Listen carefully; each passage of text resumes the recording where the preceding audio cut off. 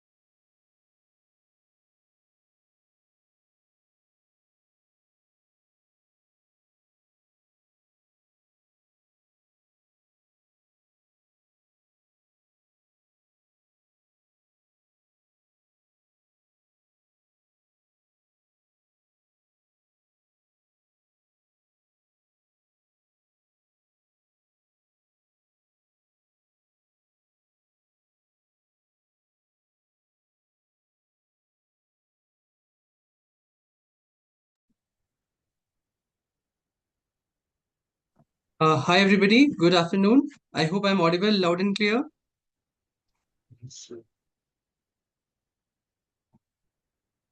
Yes, okay. How are you all? I'm sure you must be fine and healthy. Okay.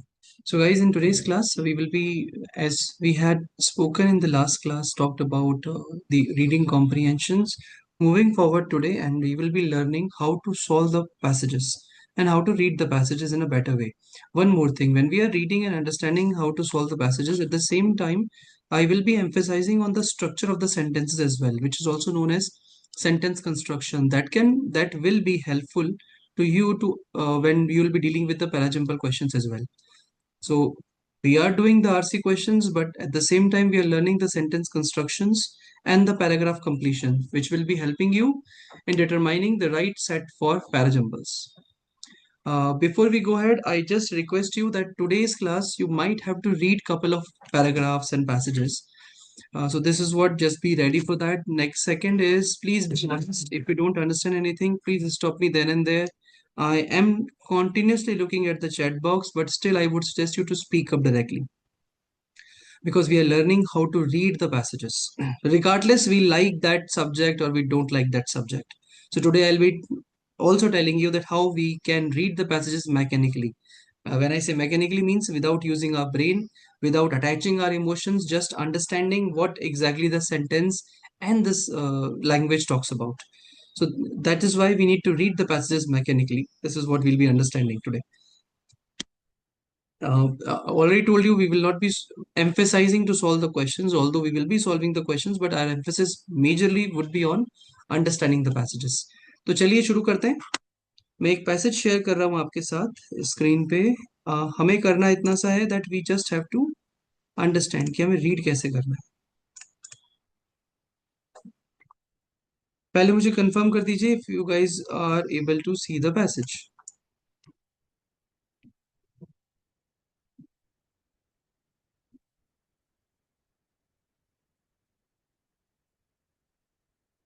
Yes, sir. Thank you Harshita.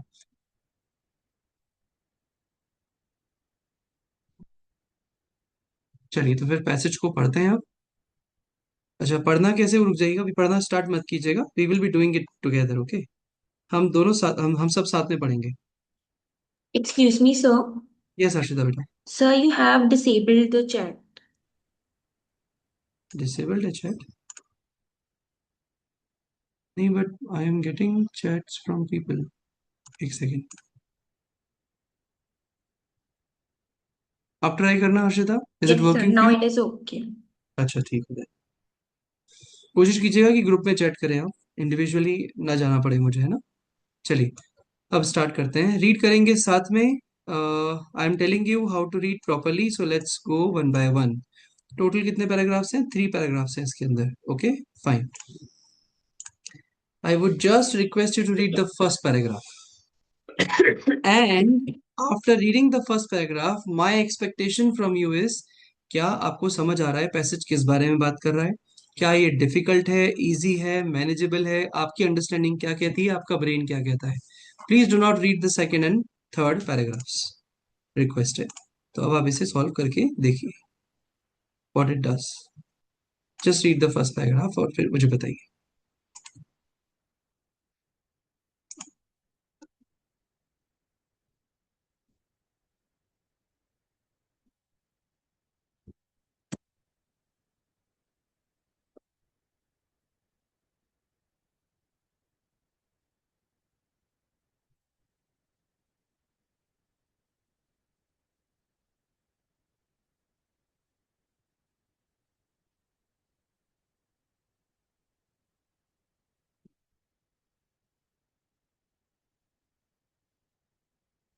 Feel free to speak up.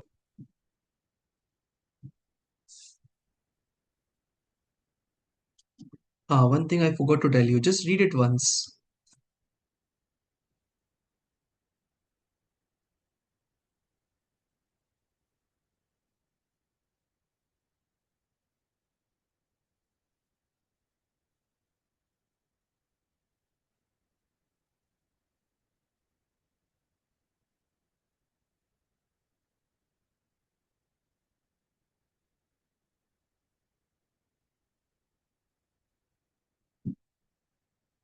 Thank you Himanshi, done.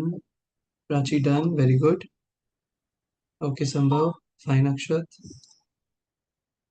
ये अब तक तो सबने पढ़ लिया होगा, एक ही बार पढ़ना है, ज्यादा नहीं पढ़ना है ना। बस ठीक है, thank you so much for confirming me. अब मुझे बताइए, आप में से कितने लोग ऐसे हैं जिनको लगता है कि ये पैसेज टफ है, या हमारा ब्रेन ऐसा कह रहा है कि ये मुश्किल है? देखो, ये सिग्नल्स हैं ब्रेन के, समझने जरूरी है। ओके, अगर आपको पढ़ के लग रहा है कि नहीं, I am not comfortable with this passage, difficult है, अंडरस्टैंडिंग बिल्डअप करनी पड़ेगी, या नहीं हो पाएगा, चांसेस कम है, राइट, अगर ऐसा है तो भी कोई बात नहीं है। और आपको लग रहा है ये तो इजी है, हो जाएगा आराम से, कोई प्रॉब्लम नहीं है, तो भी अच्छी बात है, कोई परेशानी नहीं है। बट क्या आपको समझ आ गया कि हम पैसेज में किसके बारे में बात करने वाले हैं, या क्या बात करने वाले हैं?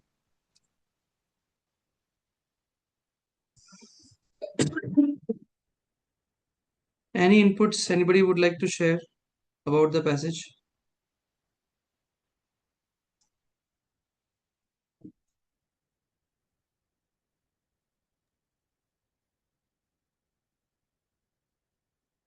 या feel free to speak up. Good evening sir. Yes sir इस पूरा पैसेज बोलो बेटा। सर इस पैसेज में नॉर्मली मतलब अर्ली 20th सेंचुरी के आर्किटेक्चर के बारे में बात होने वाली है, as I see. And then उसमें एक फिगर भी इंट्रोड्यूस हुआ है, तो उससे लग रहा है कि अलग अलग आर्किटेक्चर्स और उनके अलग अलग फ्लोर प्लान्स के बारे में बात। थैंक यू सो मच बेटा, वेरी गुड। सो आपने दो चीजें बताई, नंबर एक, 20th सेंचुरी, तो मैं इसे कहूंगा अर्ली 20th सेंचुरी के आर्किटेक्चर के बारे में बात करेंगे, और एक इंसान का नाम भी यहाँ पर दिया गया है जिसे ये फिगर कह रहे हैं, तो एक फिगर भी दिया गया है यहाँ पर, तो हो सकता है हमें उसके बारे में और लोगों के बारे में भी जानकारी पढ़ने को मिले। और आर्किटेक्ट के बारे में पढ़ने को मिला। ठीक है, बढ़िया। और कोई?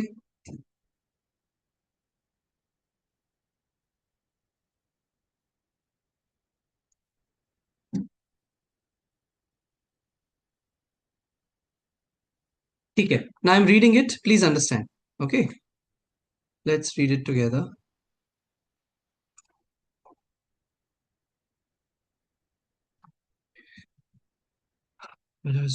In the early 20th century, ये सिर्फ टाइम की बात कर रहा है। आगे, द आइडिया, कौन सा idea? Idea that the architecture of private residence should consist. तो आर्किटेक्चर की बात कर रहे हैं, किसके आर्किटेक्चर की? प्राइवेट रेजिडेंस के आर्किटेक्चर की। कमर्शियल की बात नहीं हो रही, ध्यान रखना। प्राइवेट रेजिडेंस के जो आर्किटेक्चर है अर्ली 20th सेंचुरी में, it should consist of a series of divided rooms, and natural darkness was replaced by the notion that a private home could consist of a more relaxed floor plan and be flooded with natural lights. मतलब हमें ये समझ आया कि early 20th century में जो idea था, कौन सा आइडिया? कि जो आर्किटेक्चर है प्राइवेट रेजिडेंस का, वो डिवाइडेड रूम्स होने चाहिए उसके अंदर, सीरीज ऑफ डिवाइडेड रूम्स, और नेचुरल डार्कनेस जो है वो रिप्लेस हो जानी चाहिए with a relax floor plan and flooded with natural light. तो दो चीजें समझ आई कि अर्ली 20th सेंचुरी में जो आर्किटेक्चर है वो चेंज हो रहा है। किसके लिए? किसके लिए चेंज हो रहा है? प्राइवेट हाउस के लिए, प्राइवेट होम के लिए, प्राइवेट रेजिडेंस के लिए। करेक्ट। पहले क्या था? उससे पहले कैसा था?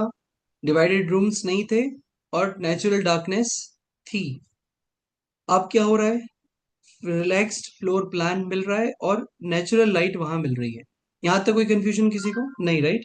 पहला सेंटेंस समझ में आ गया होगा आराम से, इजी।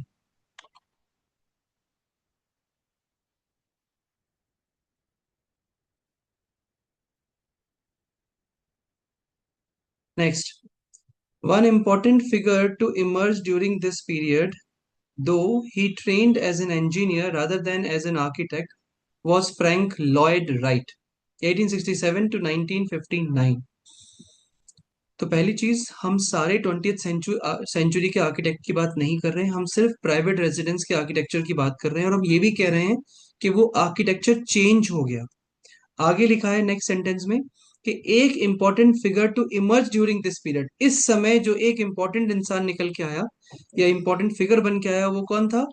वो फ्रैंक लॉयड राइट था, जो कि ट्रेन तो इंजीनियर की तरह हुआ था, आर्किटेक्ट की तरह नहीं हुआ। करेक्ट। अब आप, ये दो सेंटेंसेस हैं इसके अंदर, आई एम श्योर दोनों आपको समझ आ गए होंगे। पहले तो ये बताइए, कोई ऐसा है जैसे दोनों सेंटेंसेस में कहीं पे भी कोई कंफ्यूजन है?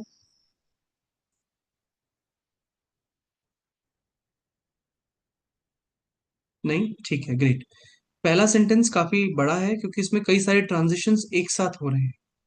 ठीक है, इसलिए थोड़ा सा टाइम लग सकता है उसको समझने में, लेकिन जब आप उसे ब्रेक करके पढ़ेंगे the way I was reading, आपको प्रॉब्लम नहीं आएगी। सेकंड चीज, अब हमें ये समझना है कि नेक्स्ट पैराग्राफ में हमें क्या मिलेगा।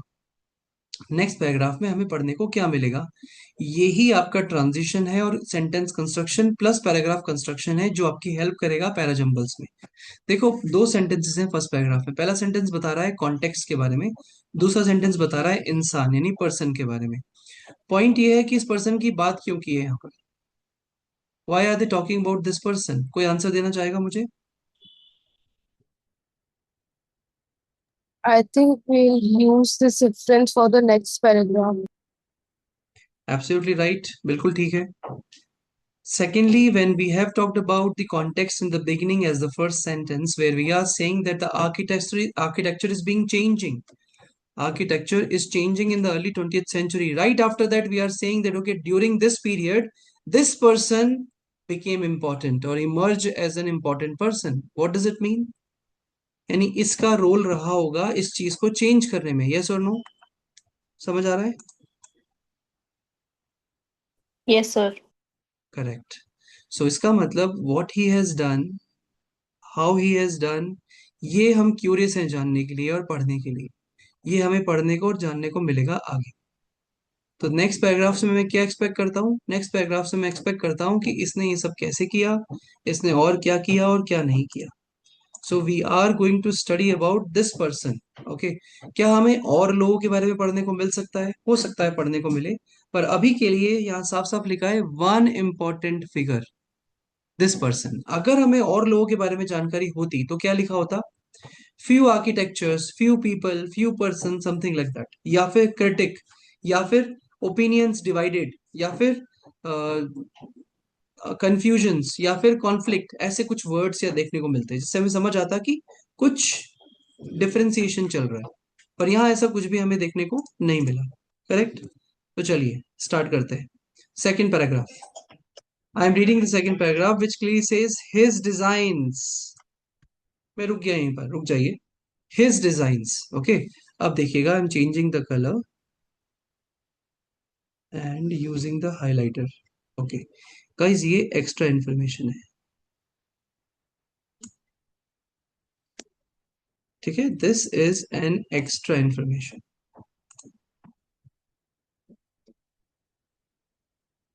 His designs were inspired by long walks that he took as a boy in the Wisconsin countryside and reflect an intense interest in organic integration of places with structure. Extra information में क्या कह रहा था? His designs. कौन से designs? Which are now viewed as a part of prairie school of architecture. तो इसकी जो डिजाइन्स हैं वो आज हमें ऐसे दिखाई देती हैं.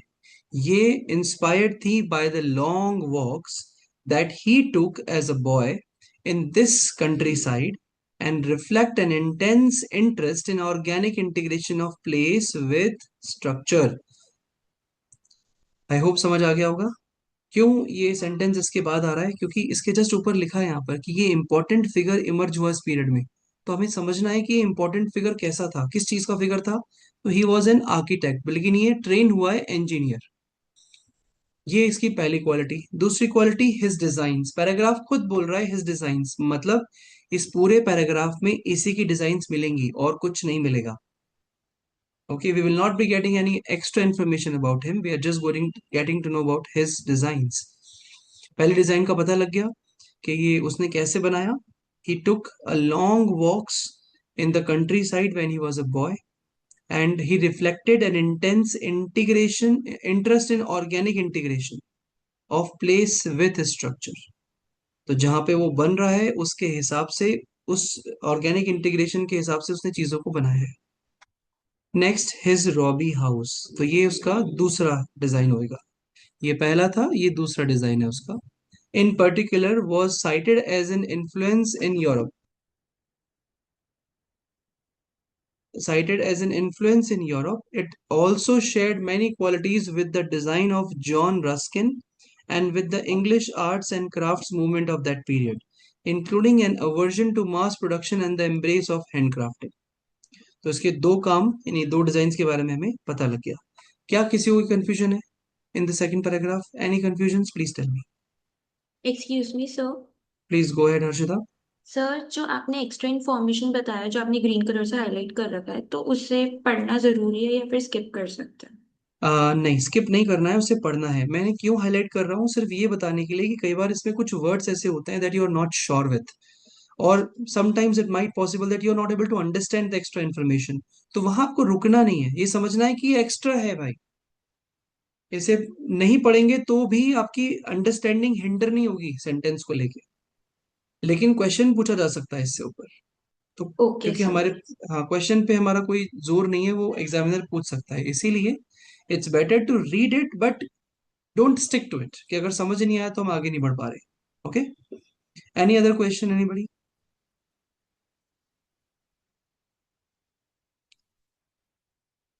No sir. नो, ठीक है, ग्रेट. तो हमें सेकंड पैराग्राफ समझ में आ गया. अब रुक जाइए. इसके पहले कि हम आगे जाएं थर्ड पे, पहले हमें मैप करना है. What we have to map. हमने क्या पढ़ा? अर्ली 20th सेंचुरी के अंदर, अर्ली 20th सेंचुरी के अंदर सिचुएशन चेंज हो रही है, आर्किटेक्चर चेंज हो रहा है प्राइवेट रेजिडेंस का. ओके, एक पर्सन के बारे में पता लग रहा है, जॉन नहीं, फ्रैंक लॉयड राइट. उसकी जो डिजाइन्स हैं वो बेटर इंटीग्रेशन कर रही हैं जिस जगह पे वो बनी है. उसके हिसाब से वो बेटर लग रही है। That's it as of now. आगे हमारा क्या एक्सपेक्टेशन है, आगे हमें और क्या जानना है इसके बारे में, पढ़ते हैं अगला, पता लगेगा। Due to Wright's innovations, the neoclassical Greek revival that had so stifled American architecture during the 19th century was at last stopped in its tracks. अब आप मुझे बताइए, पहला सेंटेंस आपको एक बार पढ़ने से समझ आया नहीं आया? No sir. कोई बात नहीं, ये पहले वाले सेंटेंस से रिलेट कर रहा है। हमने पहले सेंटेंस पढ़ा था, उसमें लिखा था in the early 20th century idea of architecture was changing. Correct. यहां लिखा है कि राइट के इनोवेशंस की वजह से, ड्यू टू राइट, राइट कौन, ये हमारा फ्रैंक जॉन राइट, इसके इनोवेशंस की वजह से जो नियो क्लासिकल ग्रीक रिवाइवल का टाइम था, जिसमें ये अमेरिकन आर्किटेक्चर था, कौन से टाइम पे, 19th सेंचुरी में, वो अब अपना रास्ता खत्म कर रहा है। Last stop in its tracks, किसकी वजह से, John Floyd, sorry Frank Floyd right की वजह से। ये हमने पहले सेंटेंस में ही पढ़ लिया था, और मैंने आपको बता भी दिया था इन्फ्लुएंस करते समय कि 20th सेंचुरी में ये हो रहा है, तो उसका मतलब इसके पहले कैसा होता होगा। तो इसके पहले वाले को क्या बोलते हैं, new classical Greek revival. I hope it is clear, अब समझ आ गया होगा सेकंड यस और सर। फर्स्ट सेंटेंस क्या कह रहा है, राइट। लेकिन लैंग्वेज पे अगर जाएंगे तो फिर समझ नहीं आएगा, तो इसीलिए ये लिंकिंग बहुत इंपॉर्टेंट है। Next, ironically. आयरॉनिकली एक इंपॉर्टेंट सेंटेंस है, you should know the meaning. नहीं पता है तो देखो आगे। राइट के जो इन्फ्लुएंस था, Wright's influence was itself dampened by the arrival of the international style, and his final massive project, the Solomon B. Museum in New York City, is today regarded as Wright's take on modernism's rigid preoccupations with geometry. Last sentence से बताया जा रहा है कि irony, यहाँ पे एक irony show करी है कि जो राइट के इन्फ्लुएंस थे, वो खुद भी इंटरनेशनल स्टाइल को डंप करके आया था, लेकिन जब उसका लास्ट में ये बना, जो मैसिव प्रोजेक्ट था उसका, ये मॉडर्निस्ट रिजिड प्रोक्यूपेशन है जो कि ज्योमेट्री की डिजाइन को लेके बनाया गया है। So ultimately, the three paragraphs that we have read, where we have identified that the whole paragraphs talks about the 20th century architecture or Frank Lloyd Wright's designs. What do you say? Author ने पूरा passage क्यों लिखा है, what is is primary purpose? वो हमें architecture के बारे में बताना चाहता है 20th सेंचुरी के, या फिर वो हमें फ्रैंक लॉयड राइट के काम के बारे में बताना चाहता है, गाइस?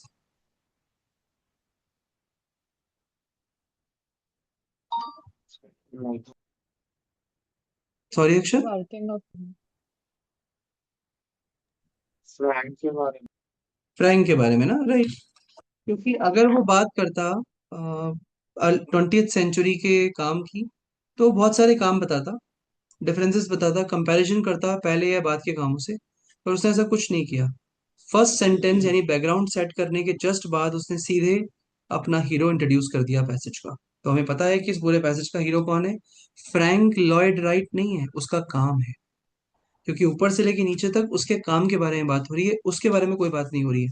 अगर कहीं क्वेश्चन बन जाता है या आपका आंसर होता है that yes passage is talking about Frank Lloyd right, तो आपका आंसर गलत है, क्योंकि हमें तो ये भी नहीं पता कि वो कौन से देश का था, वो करता क्या था, उसने क्या पढ़ाई करी थी, उसने क्या किया था, उसकी लाइफ कैसी थी, हमें कुछ नहीं पता उसके बारे में।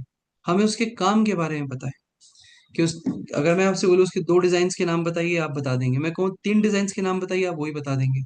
दो तो ये है और तीसरी ये है, राइट, ये वाली थर्ड हो गई इसकी। तो ये सब हमें पता है, पर उसके बारे में हमें कोई इन्फॉर्मेशन नहीं है। तो अब आप मुझे बताइए कि आपको पैसेज समझ आया कि किस तरह से पढ़ना है, छोटा पैसेज या छोटा बड़ा डजेंट मैटर, बट पैसेज को पढ़ने का तरीका क्या है, आपको समझ आ रहा है?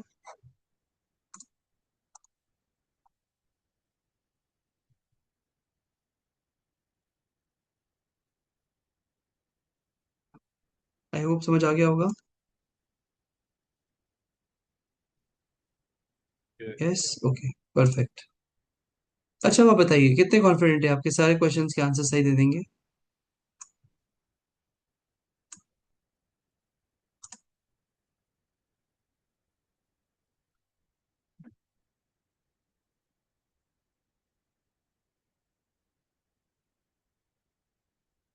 आर यू कॉन्फिडेंट गाइस के आंसर सारे आ जाएंगे? पैसेज क्लियरली समझ आ गया है ना? यस, 100%, बढ़िया, गुड। ये कॉन्फिडेंस भी अपने आप में अच्छा है। इससे पहले कि मैं किसी क्वेश्चंस के बारे में बात करूं, is there anybody who has any doubt in the passage? Please मुझे बताइए। पैसेज पढ़ने का तरीका, पैसेज की अंडरस्टैंडिंग, किसी क्वेश्चन का, सेंटेंस का problem, please speak up. The last paragraph, last third line. पढ़िए, मैं सुन रहा हूँ। Ironic- Ironically, Wright's influence was extreme, dampened by the arrival of the international style and his final massive project, the hmm Solomon B. Guggenheim Museum in New York City is today regarded as Wright's take on modernism, rigid preoccupation with geometry. ठीक है, ये समझ नहीं आया आपको ना? Yes, ठीक है। The meaning here is that ironically, ironically कब यूज करते हैं हम? व्हाट इज आयरनी और आयरॉनिकली? व्हेन टू ऑपोजिट चीजें एक साथ हो रही होती हैं तब हम उसे आयरॉनिकली कहते हैं। जैसे फॉर एग्जाम्पल हिप्पोक्रेट हो जाता है तो वो आयरनी हो जाती है कि वो ऐसे के लिए मना कर रहा था पर वो ऐसा ही कर रहा है खुद ही। So that comes under this situation. ठीक है।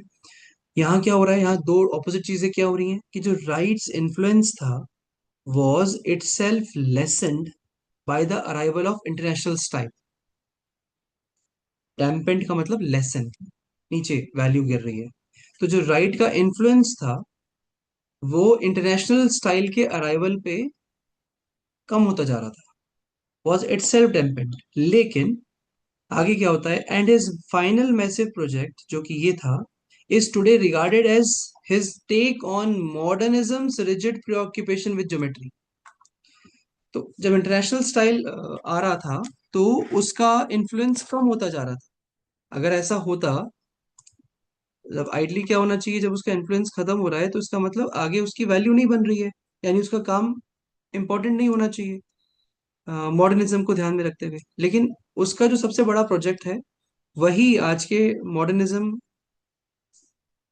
का एक सबसे बड़ा टेक ऑन जो है वो काउंट किया जाता है, क्योंकि उसने ज्योमेट्री यूज की थी अच्छे तरीके से। That's what they are trying to say. I hope you are able to understand that. yes, How to identify the extra information, like in the second paragraph the information that you highlighted is linked with the frank, then it can be an extra information. How? नहीं बेटा, मुकुल मैंने क्या किया, मैंने देखा extra information मैं कैसे decide कर रहा हूँ। एक्स्ट्रा इन्फॉर्मेशन में डिसाइड कर रहा हूँ बिकॉज वहां खुद ये चीज लिखी है। कैसे लिखी है देखिए जरा, ये कॉमाज दिख रहे हैं आपको, ये है extra information guys. Commas are the extra information. दो कॉमा के बीच में कभी भी कोई इन्फॉर्मेशन अगर आती है तो वो एक्स्ट्रा इन्फॉर्मेशन कहलाती है। जैसे इन पर्टिकुलर दो कॉमा के बीच में लिखा है, ये एक्स्ट्रा इन्फॉर्मेशन है। इस तरह से मैंने इसे एक्स्ट्रा इन्फॉर्मेशन काउंट किया था।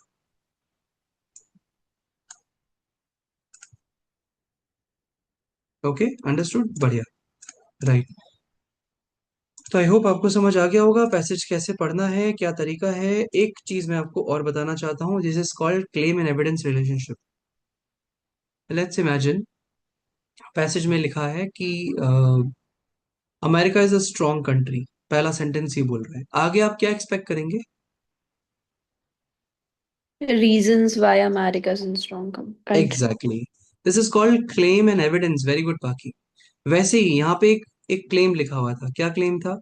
One important figure to emerge during this period.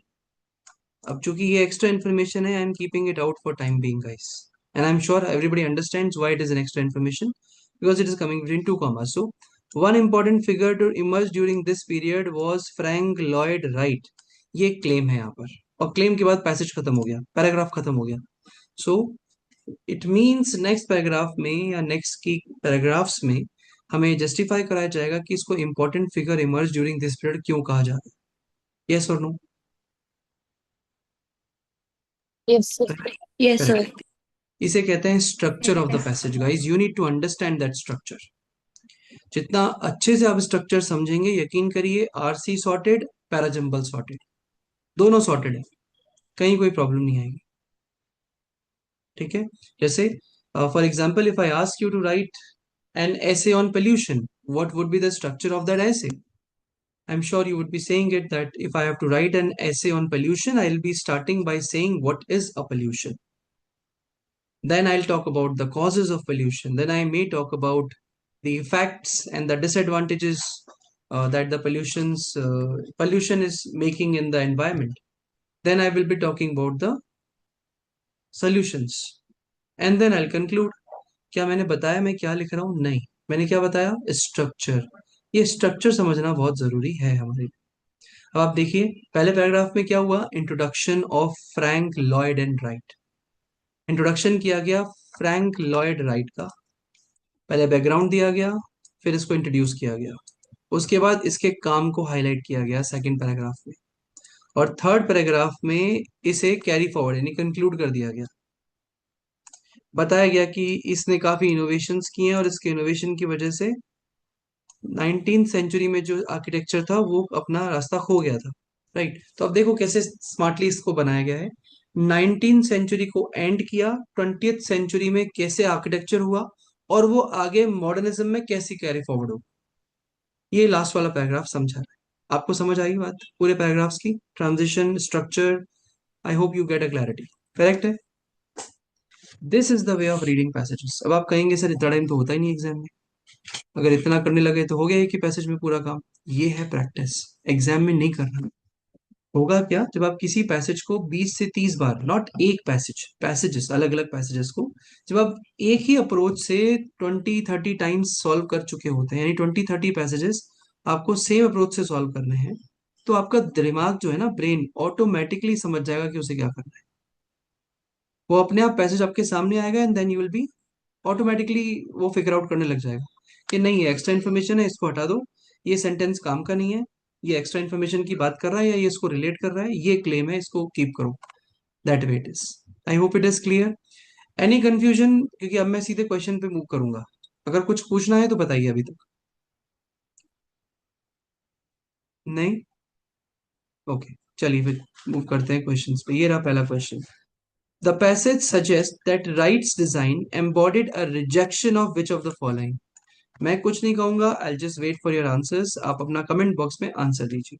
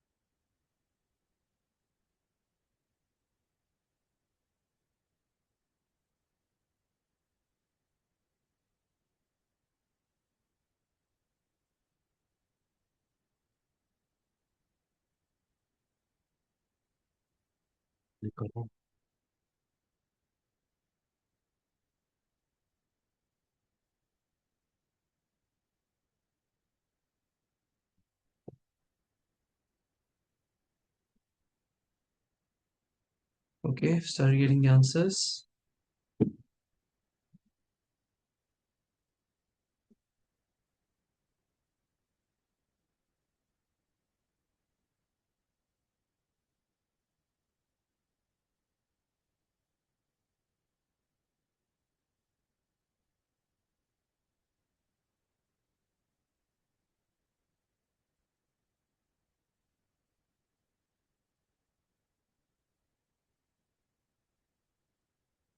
Interesting.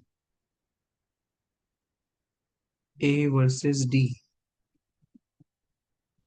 Okay, just two choices.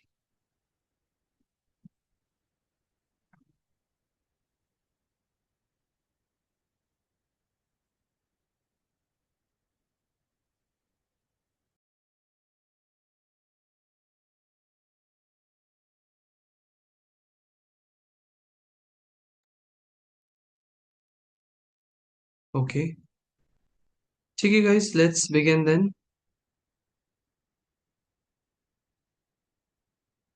पहली बात तो ये कि आज पहली बार इतने सारे स्टूडेंट्स ने मुझे आंसर्स दिए हैं। नहीं, जनरली कमेंट बॉक्स में दो तीन चार स्टूडेंट्स के ही आंसर्स मिलते हैं मुझे। और आज पहली बार ऐसा हुआ है साथ में कि बहुत सारे लोग मुझे बोल के ही बता रहे हैं। सो आई हाईली अप्रिशिएट दैट। मैं चाहता हूँ कि आपका जितना ज़्यादा इंगेजमेंट हो उतना अच्छा होगा। समझ आए चाहे ना आए डजेंट मैटर, बट आप इंगेज करें, क्योंकि आप अगर गलत भी बोलेंगे तो my guarantee I make you correct. Okay, चलिए आगे बढ़ते हैं। मुझे दो आंसर्स मिले हैं, ए एंड डी। पहले डिस्कस करते हैं कि भाई what's wrong with B and C, और उन सबसे पहले भी कि क्वेश्चन क्या पूछ रहा है। तो देखो गाइस, जब भी क्वेश्चन आंसर्स की बात आती है ना, तो एक बात हमेशा समझ लीजिए कि सब्जेक्टिव क्वेश्चंस बहुत अच्छे और बहुत बढ़िया होते हैं, और ऑब्जेक्टिव क्वेश्चंस उतने ही ज्यादा डिफिकल्ट और प्रॉब्लमेटिक होते हैं। मेरा कहने का क्या मतलब है, आप समझेंगे अब। ये जो एमसीक्यूज होते हैं ना, they are not to help you. आपको पता है ये चार चॉइसेस में से एक आंसर है, बाकी तीन क्या कर रहे हैं, उस एक आंसर को छुपा रहे हैं, आपको ट्रैप में फंसा रहे हैं। तो आप इसे ऐसे समझिए कि ये तीन गड्ढे हैं यहाँ पर, एक करेक्ट आंसर है। अब हम चलते चलते कौन से गड्ढे में गिर जाएंगे हमें नहीं पता। तो पहले तो आप इन्हें अपना हेल्पर मानना बंद करिए। तो MCQs are not to help you. MCQs have been created to help the examiner, not to help you guys. तो हमारे लिए ये एक ट्रैप है। हमें क्या करना है, generally I have seen this trend in the students that if they are reading the passage, they are moving to the questions then, and they have not understood the full passage, but they have confidence that okay, when we'll be looking at the choices now we'll get the answer। अरे भाई कैसे आ जाएगा answer, कि उस choices में से pick कर लेंगे हम, कि कौन सा आंसर है वो हम पिक कर लेंगे। नहीं, this is a wrong approach. क्योंकि वो चॉइसेस आपकी हेल्प के लिए नहीं है, आपको ट्रैप करने के लिए है। अगर आपको पैसे समझ नहीं आया तो ये मान के चलिए 90% आपका आंसर वो होगा जिसके कीवर्ड्स एग्जैक्ट मैच कर रहे होंगे पैसेज से। ऐसे एग्जाम में ही, स्कूल के एग्जाम्स में आते हैं ऐसे पैसेजेस जहाँ कीवर्ड मैच करते हैं, यहाँ नहीं आते। तो हमारा काम क्या है, स्टेप नंबर वन ये है कि आप क्वेश्चन को ठीक से समझेंगे। मैं समझता हूँ क्वेश्चन क्या कह रहा है। क्वेश्चन कह रहा है the passage suggest that Wright's design embodied a rejection of which of the following. मतलब ये है कि इन चार में से कौन सा ऐसा डिजाइन है जो हमारा राइट है वो रिजेक्ट कर देगा उसको। ओ, इसका मतलब क्या हुआ, हमें ये पता होना चाहिए कि वो किस तरह के डिजाइन्स को अप्रूव करता है, किस तरह के डिजाइन्स को रिजेक्ट करता है। करेक्ट है, यानी उसके डिजाइनिंग की बात हो रही है। हिज डिजाइन्स लिखा है ना यहाँ पे, राइट्स डिजाइन्स क्लियरली लिखा है। अब मुझे बताइए इसका आंसर मुझे कहाँ मिलेगा, where should I go to get the answer. उस पैराग्राफ में जहां इसके डिजाइन्स की बात हो रही है। करेक्ट, यहाँ इसके डिजाइन्स की बात हो रही थी, तो इस पैराग्राफ से मुझे आंसर मिलना चाहिए। तो पहले मुझे ये पता होना चाहिए कि वो किस तरह की डिजाइन्स को अप्रूव करता है और किस तरह की डिजाइन्स को रिजेक्ट करता है। Then only I can provide the answer. I am यहाँ पर his own newfound obsession with modernist geometry, the rebirth of well-known traditional European designs, excessively nationalistic forms that depends upon shared blood, and the idea that the method of creation is more important than the result। अब ये choices आपको ऐसे लग रही होंगी कि sir ये तो कहीं पढ़ी लिखी नहीं है, मतलब कुछ मिली नहीं मुझे एग्जैक्ट। बट मैं जानना चाहूंगा those who gave me A as an answer, guys आपने कैसे ए को ए तक पहुंचे आप लोग।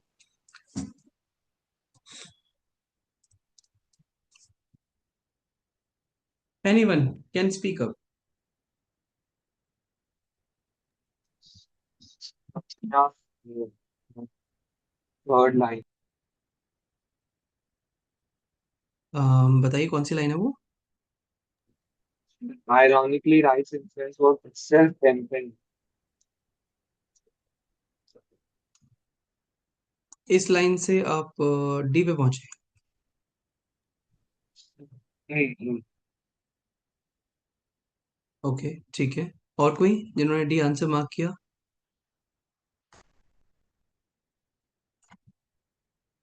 You can share your understanding guys, तभी तो समझ में आए, तभी तो हम करेक्ट कर पाएंगे ना, और तभी हम सीख पाएंगे।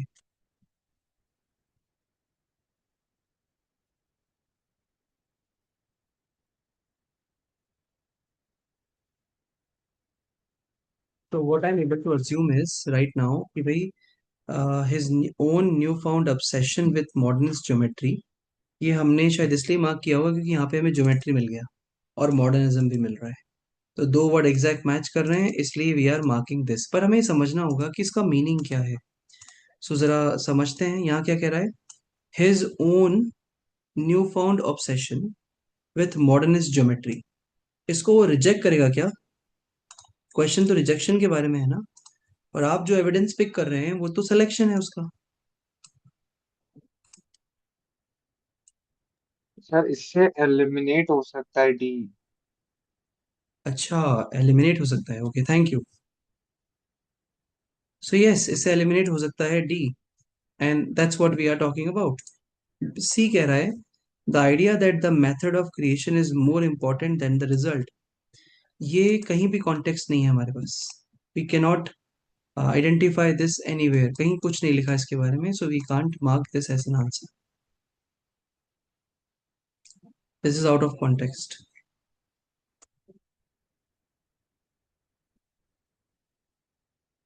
So this is out, C is also out. Coming to B, excessively nationalistic forms that depends upon shared blood. Again, this is not mentioned anywhere. I am keeping it out too. A, the rebirth of well-known traditional European designs.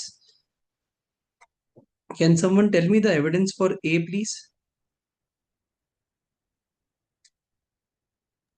Sir if you look in the second paragraph, यहाँ पे इसने European designs की बात करी थी, और third paragraph में जब इसने बोला कि was itself dampened, यहाँ पे थोड़ा सा मिल सकता है इसका clue.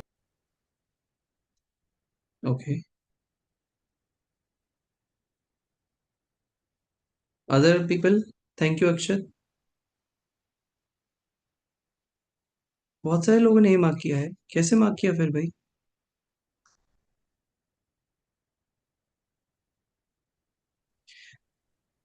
Sir, Yes. first paragraph, it's clear that how Freud helped or encouraged the evolution from the traditional European designs. So that. Okay, in that case it could be acceptable. देखो इसका मतलब है rebirth of well known traditional designs, यानी European designs जो थी, जो काफी famous designs थी, उनको दोबारा से बनाना, जो फेमस डिजाइन्स थी उनको दोबारा से बनाना, उसको रिजेक्ट करेगा, ऐसा ए में लिखा है। तो हमें हमारे पास एविडेंस होना चाहिए कि भाई उनको रिजेक्ट क्यों करेगा, तो देखो इसका आंसर यहाँ पे है, ये रहा, दिस इज द आंसर। क्या कह रहा है ये? He used to took long walks. He used to take long walks as a boy in this countryside and reflect an intense interest in organic integration of place with structure. I will highlight this. His designs reflect an intense interest in organic integration of place with structure. मतलब जो चीज जहां पे वो बनाता है उस जगह के हिसाब से जो ऑर्गेनिक इंटीग्रेशन है वही वो प्लेस विद स्ट्रक्चर को देता है। यानी अगर पहाड़ों में कोई घर बन रहा है तो वो पहाड़ों के हिसाब से बनेगा, वो हमारे यहाँ की जो घर है उसके हिसाब से नहीं बनेगा, और हमारे यहाँ के जो घर बन रहे हैं वो हमारे यहाँ के हिसाब से बनेंगे, ना कि पहाड़ों के हिसाब से। क्या आपको समझ आया?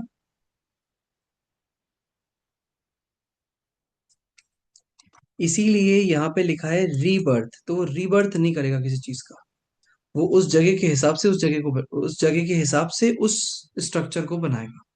That is what is understanding is. I hope it is clear.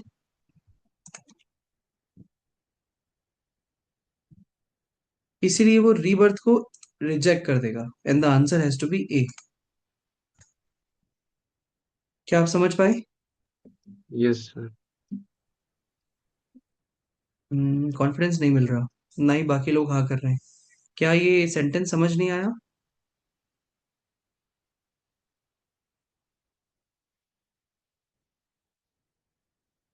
पूरे पैराग्राफ में अगर देखा जाए कि उसके डिजाइन्स के बारे में हमारे पास क्या इंफॉर्मेशन है, तो यही इंफॉर्मेशन है। Okay, coming to the second one. ये आप खुद एक बार ट्राई करिए, आई एम श्योर आप इसका आंसर दे पाएंगे।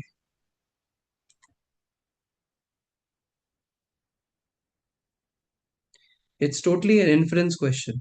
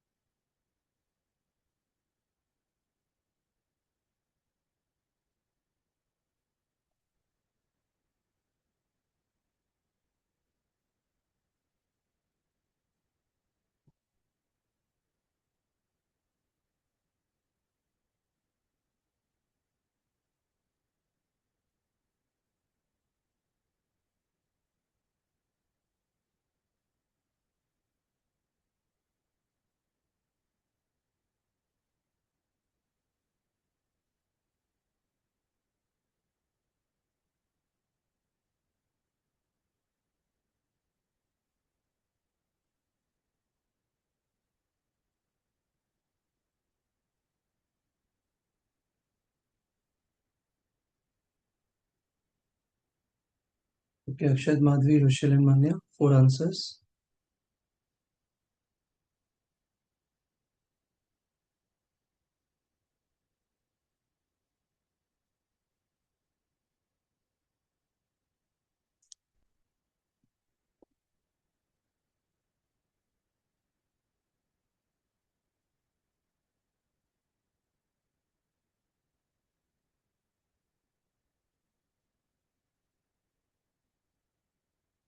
Got it. Acknowledged Keshav and बाकी।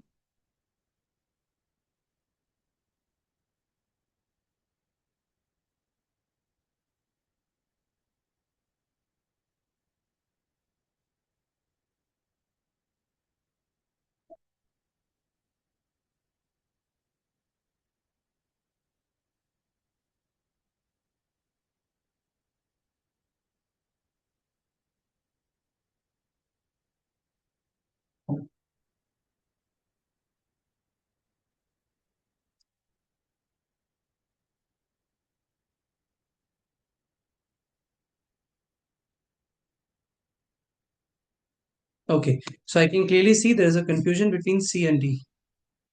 A second home at the beach that had originally been designed for the city, and a casino that featured an open floor plan but was shrouded in darkness. So, question is asking, the passage suggests that Wright would most likely have strongly objected. ऊपर rejected था, यहाँ objected है, which is one and the same thing. मतलब कौन से design को वो इन चारों में से कौन से डिजाइन को he will not accept, he'll reject. So first and second, we have no idea about them. C and D, one of them is the right answer, and D is not the right answer. Can someone tell me how did you come to D? Sir, I read was shrouded in darkness, and that was when I thought it should be because it was mentioned that he preferred natural light over darkness. Agreed. But the point is, it was for private residence, not for commercial space. And they are talking about casino. That's where Yes, sir. examiner played well. Right, got it. Understood? Right. So answer has to be C. क्यों? हमें अच्छे से पता है that wherever he creates any home, he has to design according to that organic integration of that, and then accordingly he create the structure. Hence the answer should be C. अब आप बताइए guys, जब हम choices पे जा रहे थे उससे पहले when I talked about कि passage समझ आया तो you guys were confident, yes sir समझ आ गया, गलती नहीं होगी, we will get the right answer. But जब question पे पहुंचे हम correct answer उतना confidently नहीं पहुंच पाए. Correct, not correct, ऐसा क्यों हुआ? What's your understanding about?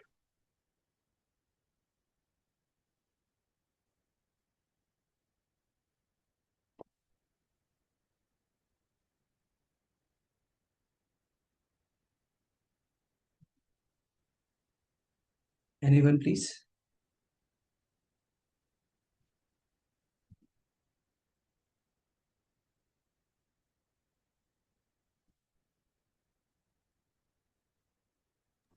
So personally, for me, it was just not the understanding of the passage, but also understanding the solution, like each statement for each question. I could not, like, I was reading them wrong.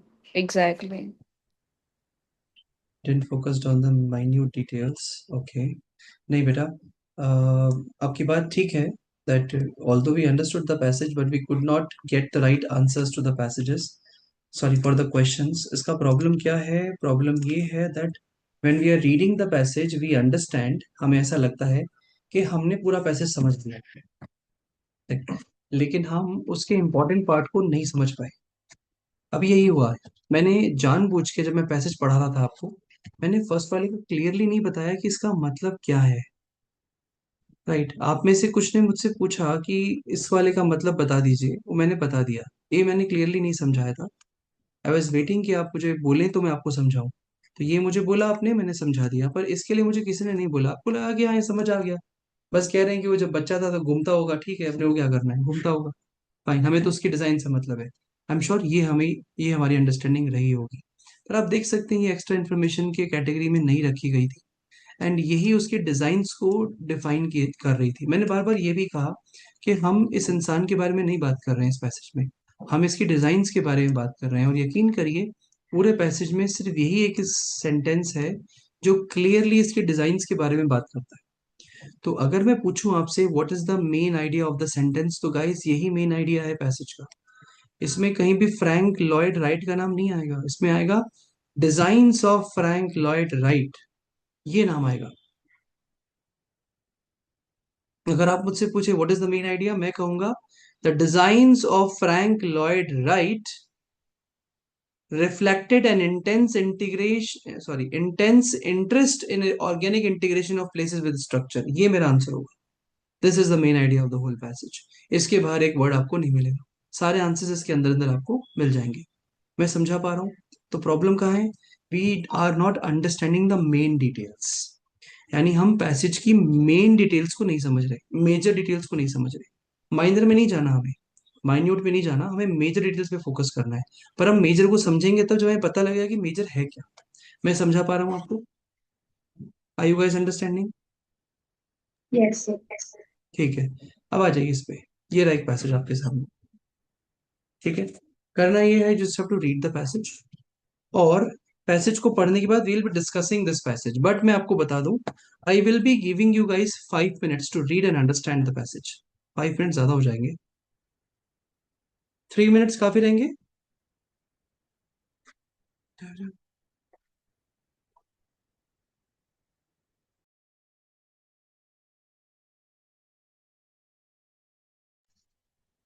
3 minute काफी होंगे ना? Right, तो मैं 3 minutes का अपना timer start करता हूँ, and 3 minute के बाद में मैं आपको पैसेज नहीं दिखाऊंगा, we will be discussing about the passage. ठीक है, पैसेज को मैं हाइड कर दूंगा and then will be discussing. So your 3 minute time starts now.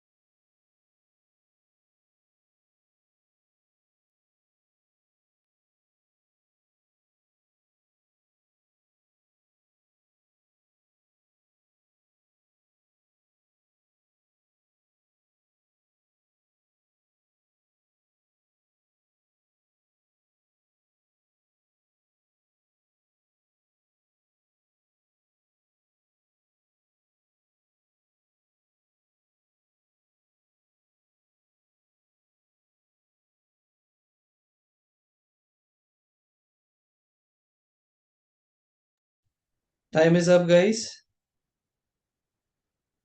Anybody needs more time?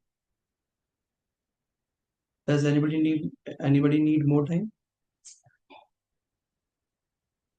So 1 minute more. Sure, take your time.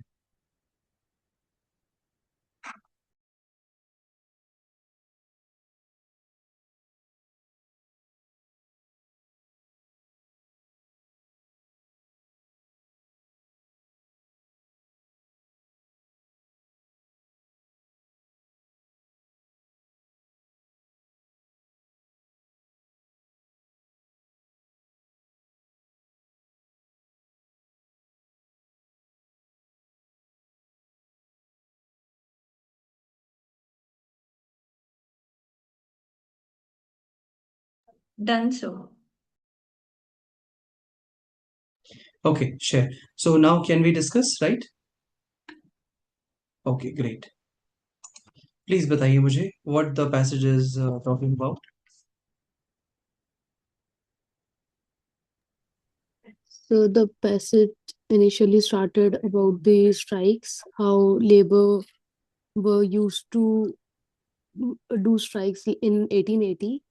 Afterwards, how that strike turns into a negative uh, event through which the labor movement always stays in that position only, or it was that position. Good, very good, Ayushi. Thank you. अगर मुझे इस पूरे passage को एक heading देनी हो, एक topic देना हो, तो वो क्या होगा?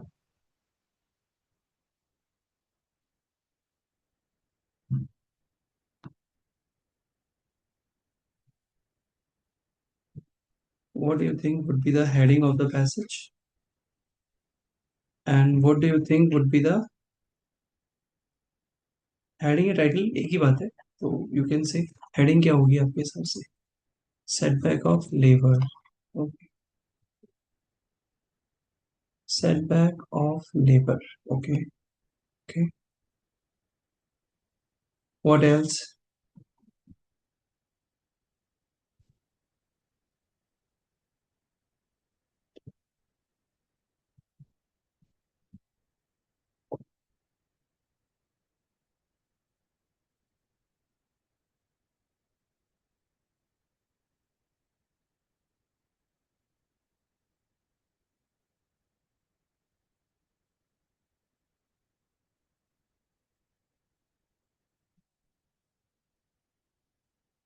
I hope the passage is visible to all of you again.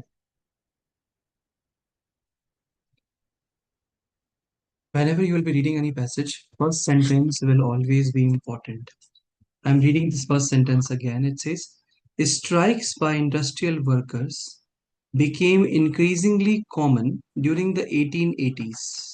मतलब जो स्ट्राइक्स थी, कौन सी स्ट्राइक्स? बाय इंडस्ट्रियल वर्कर्स, वो हो गई थी, क्या हो गई थी? Increasingly common. कब?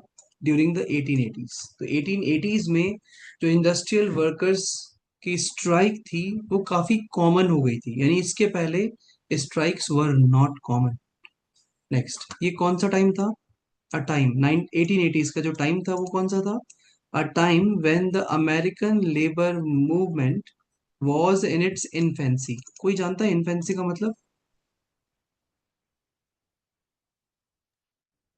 Starting. Twenty. Starting. Not correct. popular. Starting, beginning, you can say starting stage. Absolutely right. यानी कि अमेरिकन लेबर मूवमेंट इस समय एकदम स्टार्टिंग स्टेज में था 1880s के अंदर, जब स्ट्राइक्स वर्कर्स के द्वारा एकदम कॉमन हो गई थी. Clear everybody? यहाँ तक समझ आ गया हमें? तो Yes. इसका मतलब इस पैसेज में हम क्या बात करने वाले हैं? स्ट्राइक्स के बारे में बात करने वाले हैं कि वो कैसे कॉमन हुई, मे बी. या फिर हम ये बात करने वाले हैं कि अमेरिकन लेबर मूवमेंट के अंदर स्ट्राइक्स का क्या रोल रहा था. ये सब मेरी अंडरस्टैंडिंग है, मतलब कहते हैं ना अजम्पशन से मेरे कि क्या ऐसा हुआ होगा या ऐसा हुआ होगा. आगे हम बढ़ते जाएंगे, समझते जाएंगे. Despite the wide spread admiration of the famous titans of the industry. मतलब इन लोगों का काफी एडमायरेशन था, बावजूद इसके, इन दोनों नाम भी दे रखे हैं, इन दोनों नामों के, ये दोनों कौन है? They are famous titans of industry. क्या आप लोग टाइटन ऑफ इंडस्ट्री का मतलब समझते हैं?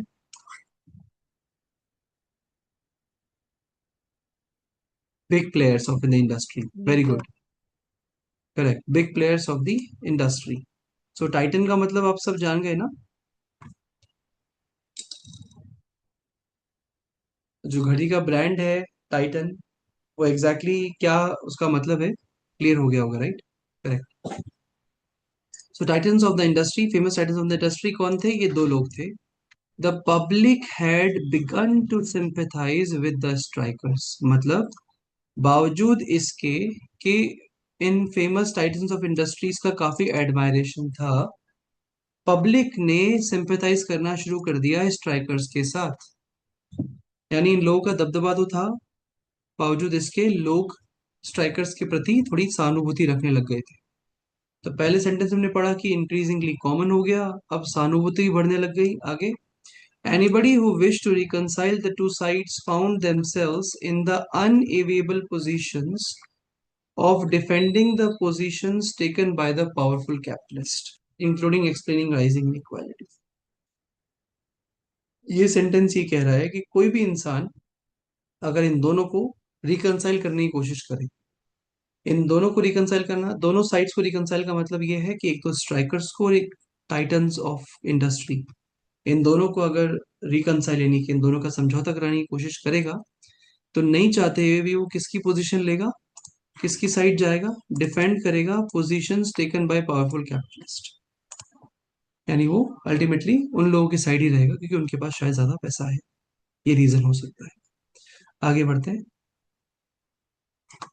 In contrast to the course of public opinion, in course of the public opinion के कॉन्ट्रास्ट में, मतलब जो लोग सोच रहे थे उसके उल्टा, हे market riot in Chicago provided opponents of labor strikes with powerful evidence that bending to the will of the people would result in violence. तो जो लोग का ओपिनियन था उसके खिलाफ जो हे मार्केट राइट हुए, मतलब दंगे, हे मार्केट दंगे जो हुए शिकागो के अंदर, उन्होंने ओपोनेंट्स को क्या प्रोवाइड कराया? Labour strikes with powerful evidence that bending to the will of the people would result in violence, मतलब लोगों के भावनाओं के खिलाफ अगर आप जाओगे तो उसका रिजल्ट वायलेंस ही होगा, इसका पावरफुल एविडेंस दिखाया। ऐसा लोग नहीं मान रहे थे, लेकिन लोगों को लग रहा था कि शांति पूर्वक ये अपना वो कर रहे हैं जो भी स्ट्राइक है, लेकिन इसके अंदर वायलेंस हुआ। अब ये क्लेम है कि भाई वुड रिजल्ट इन वायलेंस, अब एविडेंस चाहिए मुझे, कौन सा वायलेंस हुआ, क्या हुआ, वो आगे लिखा है। At a peaceful rally organized by German immigrant labor leaders on this day in this place, an event intended to protest the killing of several strikers the day before at this place, an individual threw a bomb, causing 7 police officers to be slain in the ensuing mayhem. क्या हुआ? इस जगह पे peaceful rally जो German immigrants ने के labour leaders ने organise की थी, क्यों की थी? क्योंकि वो प्रोटेस्ट कर रहे थे उन लोगों की किलिंग का,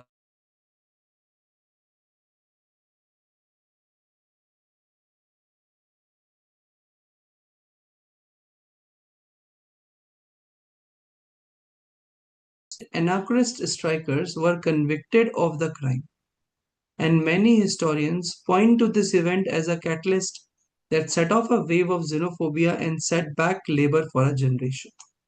क्या हुआ? असली बॉम्बर तो मिला नहीं, ओके, असली बॉम्बर तो मिला नहीं, लेकिन 8 स्ट्राइकर्स को कन्विक्ट कर दिया गया क्राइम के लिए, और कई सारे हिस्टोरियंस ने इस इवेंट को पॉइंट किया है as a catalyst that set off a wave of xenophobia and set back labor for generation. इस मोमेंट की वजह से इसने उत्प्रेरक बनाया, इसने एक ऐसा सिचुएशन क्रिएट किया जिसने xenophobia को सेट बैक कर दिया और लेबर को भी जनरेशन्स के लिए सेट बैक कर दिया। यानी जो लेबर और इनका टाइटन्स ऑफ इंडस्ट्रीज का क्लैश था वो काफी बड़ा हो गया और अब कोई संभावना नहीं बची इनको गैप को कवर करने की. Although evidence of these negative effects can clearly be identified in historical record, हालांकि इस नेगेटिव इफेक्ट जो है इसके वो हिस्टोरिकल रिकॉर्ड में अवेलेबल हैं, but a growing group of historians have correctly pointed. जो ग्रोइंग ग्रुप ऑफ हिस्टोरियंस है उन्होंने करेक्टली पॉइंट किया है. अब देखिए एक बात ध्यान रखिएगा, कौन पॉइंट कर रहा है करेक्टली?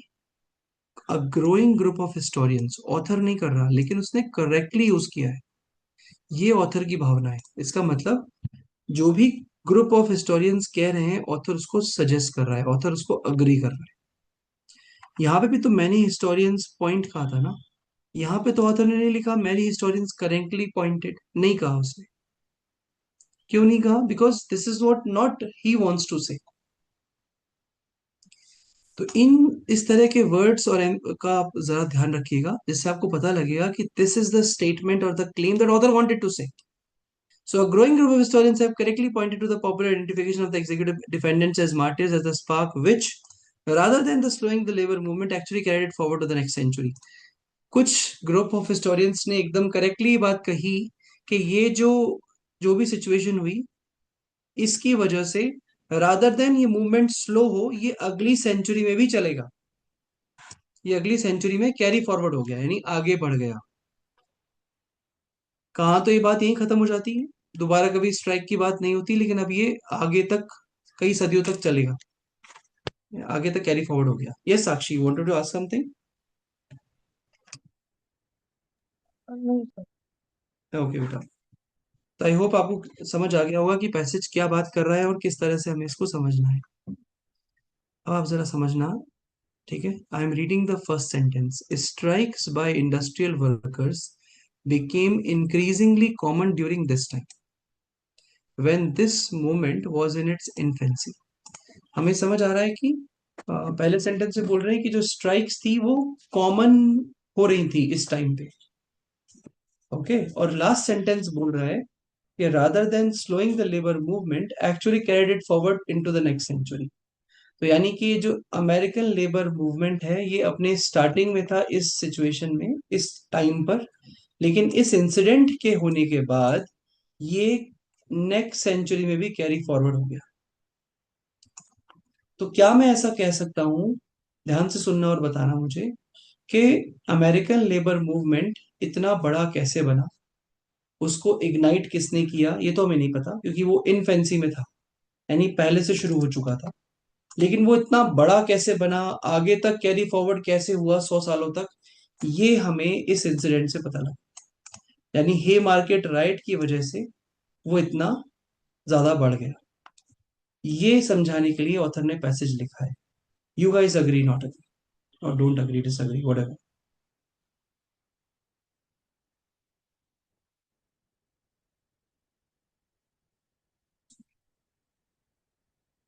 हेलो, सब सो तो नहीं गए?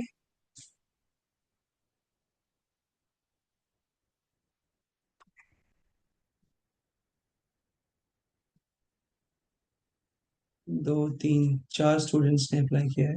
ओके, राइट, बढ़िया. तो आपको पैसेज समझ आ गया, अल्टीमेटली पैसेज क्या कहना चाह रहा है और क्या बात हो रही है, राइट? गुड. पहला क्वेश्चन देखिए. The passage is primarily concern with discussion which of the following. मतलब पैसेज प्राइमरली किस चीज से कंसर्न है? आंसर दीजिए please.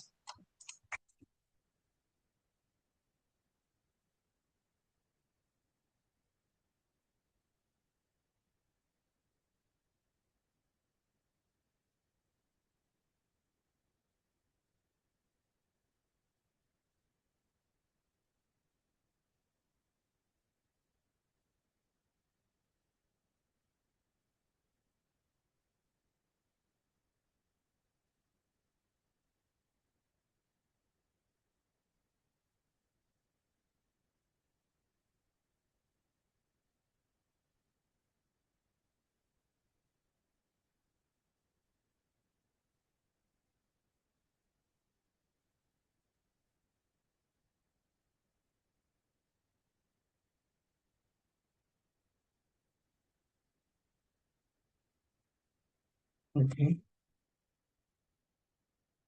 Two answers, I've got it.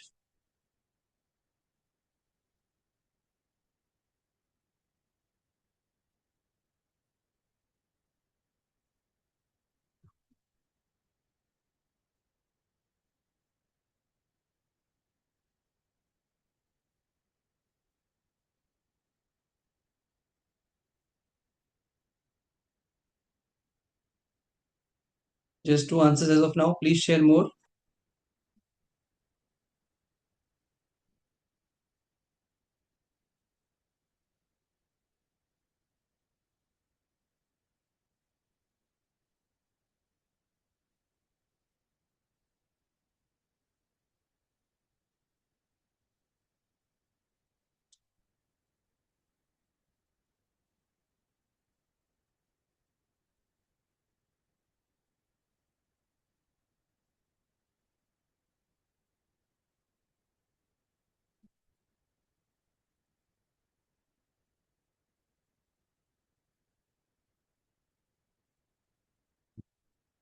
Okay, got a few answers. Shall we discuss now? अच्छा, आप में से कितने लोगों को कंफ्यूजन है कि सर ये और ये में ज्यादा कंफ्यूजन है, ये तो नहीं होंगे आंसर्स?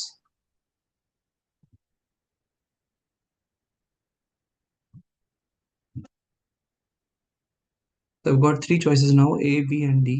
Okay, इसका मतलब कंफ्यूजन तो है.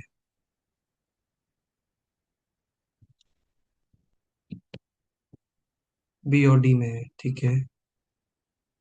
ए और डी में है, बी और डी में है, ठीक है.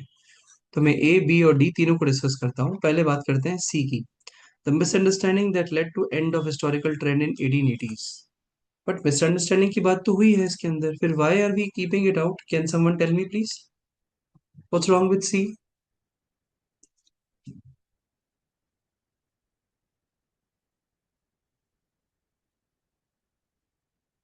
Very good, Akshat. Problem is with the end of the historical trend. It did not end it. It carried forward. तो सी को से आपको समझ आ गया कि कुछ पार्ट करेक्ट हो सकता है, बट कुछ पार्ट इनकरेक्ट भी हो सकता है. बाकी की चॉइसेस में यही प्रॉब्लम है.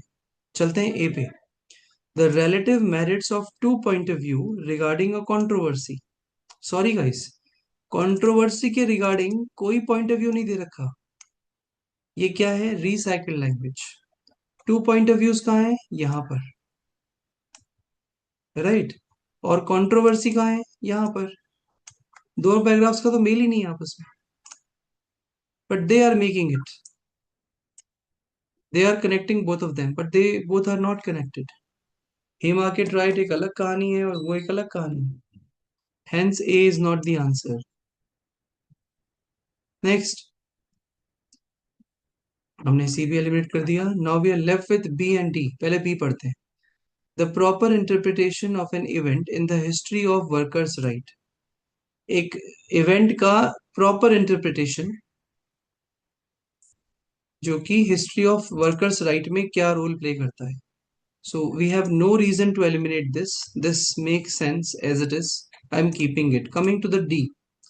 एक मिनट छोड़ते हैं बी को, पहले डी पे आते हैं. The role of protest in reconciling the differences between capitalist and workers. पता है आपने डी आंसर क्यों मार्क किया है? क्योंकि ये एग्जैक्ट मिल रहा है आपको. Reconciling the differences between capitalist and workers as it is passage में लिखा है, प्लस रोल ऑफ प्रोटेस्ट भी है, राइट. तो देखिए, ये है यहाँ पर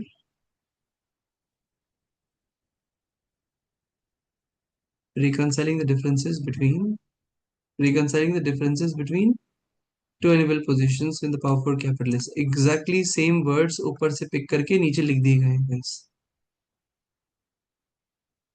और ये बोल रहा है द रोल ऑफ प्रोटेस्ट. पर आप देखेंगे वहां पर पैसेज पढ़ेंगे तो यहाँ लिखा है कि anybody who wish to reconcile the two sides of themselves is an unenviable position, sorry, an unviable position of defending the positions taken by the powerful capitalist.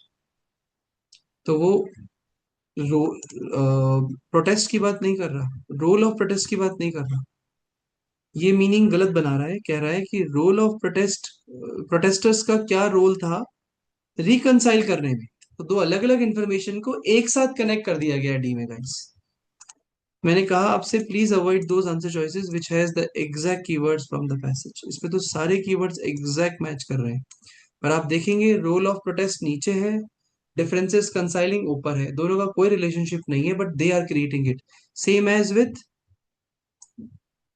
B, नहीं sorry, same as with A, same as with C, they are making it. So answer has to be B. B is the right answer. The proper interpretation of an event in the history of workers' rights. I hope आपको समझ आ रहा है passage को कैसे पढ़ना है, trap से कैसे बचना है। यकीन करिए मेरा, 95% क्वेश्चंस के आंसर्स पैसेज ही देगा, चॉइसेस नहीं देने वाली, पैसेज देगा। हमें पैसेज को पढ़ना है और वहां से आंसर्स पिक करने हैं और समझने हैं, चॉइसेस से नहीं। चॉइसेस सिर्फ कंफ्यूज करने के लिए है। आई होप आपको पैसेजेस समझ आया होगा, रिलेशनशिप समझ आया होगा, कॉन्टिन्यूएशन और ट्रांजिशन समझ आया होगा। जब हम लोग पैराजंबल क्वेश्चंस को करेंगे तो वहां पे भी हमें इसी की ज्यादा इंपॉर्टेंस रहेगी कि इस पैराग्राफ यानी इस सेंटेंस के बाद कौन सा सेंटेंस आ सकता है, पहले कौन सा आ सकता है। तो वहाँ क्लेम एविडेंसेस क्या होंगे, नाउन प्रोनाउन क्या होंगे, ये सब हमको मैच करना होगा हमें, राइट। तो sentence construction is the most important thing that we need to understand before we do any kind of questions or before we even solve the passages as well. So I hope guys you might have understood completely that how shall we read the passages in the right way. आज भी मैंने focus सिर्फ passage समझाने में और पढ़ने में किया है ज्यादा। There are ways to solve the questions which we will be moving forward as well. And I hope आपको समझ आया होगा। हाँ, एक और चीज मैंने करेक्टली पॉइंटेड आउट पे भी एम्फेसाइज किया था, that was the way through you can identify what author is following. यानी आप फॉलो द ऑथर करके भी पैसेज को समझ सकते हो। इट्स जस्ट दैट कि ऑथर की बात आप सुन रहे हो कि ऑथर क्या कहना चाह रहा है, कि ये काम का नहीं है या ये काम का है। What ever he is saying will be emphasizing on that part. I hope in this session you might have understood how to read passages rightly and how to read questions rightly. Additionally, we emphasized that these answer choices are not to help us, they are to trap us. So how to avoid that? And lastly, please do not select those answer choices which has maximum words exactly matching from the passage. I say this verbatim in English. English का एक word है verbatim. तो please avoid those choices which are verbatim from the passage, यानी exact match हो रही है नीचे, वो आपको नहीं पिक करनी है। ठीक है, this is it. I hope it must be helpful. See you in the next session, will move forward. Any questions you want to ask, you feel free to ask me, else you can leave. Yes Akshar. हाँ से कर सकते हैं start. Sorry अक्षर। तो practice कहाँ से start कर सकते हैं? आरसी के लिए आपके पास कोई कंटेंट है? No sir, not right now. Not right now. Okay. Talk to Ayush sir once about the RC content. If he has, great. Otherwise, just remind me in the next session. I'll share it with you. Actually वो जो RC देते हैं sir, वो काफी लंबे होते हैं और मतलब थोड़े स्ट्रेट फॉरवर्ड होते हैं, जो आज अपन ने करे ना उसके कंपैरिजन में। अच्छा, आप थोड़े डिफिकल्ट चाहते हो? ये सर थोड़ा सा लगे, हाँ दिमाग लगाना पड़ रहा है। Sure. So I'll do one thing. Next class के अंदर I'll share the PDF with you. Okay मैं PDF क्रिएट कर लूंगा कुछ डिफिकल्ट वन का, and then I'll share it with you. Okay? Okay. Okay. Thank you.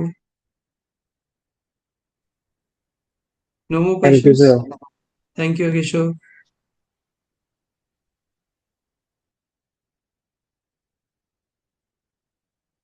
Okay then. Thank you, everybody.